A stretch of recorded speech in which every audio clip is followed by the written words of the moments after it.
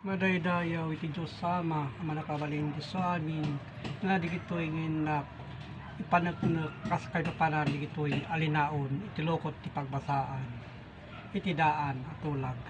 Tadi gito'y kabsatin na ibagbaga, gapu, iti arak, saan nga, arak nga inuman lain, amapan, iti tiyan.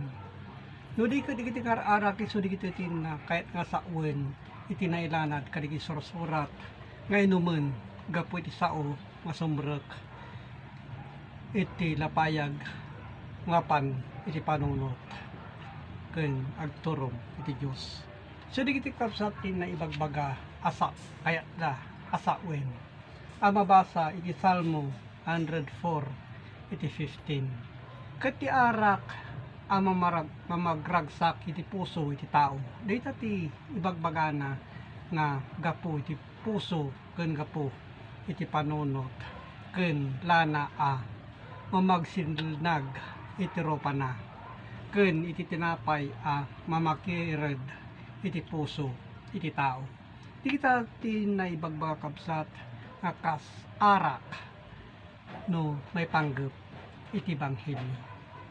Iti babasa iti Proverbio 9 iti 5, umay ka mangan ka ito'y tinapay ko, ket uminom ka iti arak, iti tinimplak. Tadi kiti kapsat kas iti arak anatimpla, so di gito'y asa sa umitlaan. Kas mabasa iti Isaias 51 iti 21. Gapuna adenggem ita daytoy sika iti mamarigat ken nabartek ngem saan nga iti arak. Gayam ni kiti kapsat haan nga gapu iti arak laen. Tay gitoy ang matalged kas ibagbagana iso di gitoy itaglakam iso iti kararwa tayo laen ngayon na ibagbaga. Takas mabasa iti Isaias 29 iti 9. Agtaktak kayo ken agsidaaw kayo, nagragsak kayo ket mabulsek kayo, nabartek da ngem saan nga iti arak.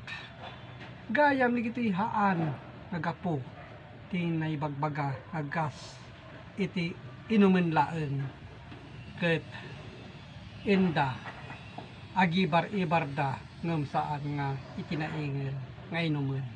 So di kita kapsat ti inaibagbaga kas kinapudno na di gitoy nga ibagbaga. So kaditi kapsat awaten tayo analaing kadigitoy akay papanan na adalin tayo kadigitoy iso ti kas katalgadan nga agturong iti Diyos.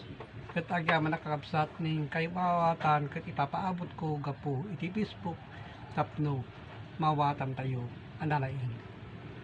Kas panakarupa tayo ngagturong iti Diyos. Ket agyaman nak iti Diyos Ama ang manakabalin iti sa amin. Amen.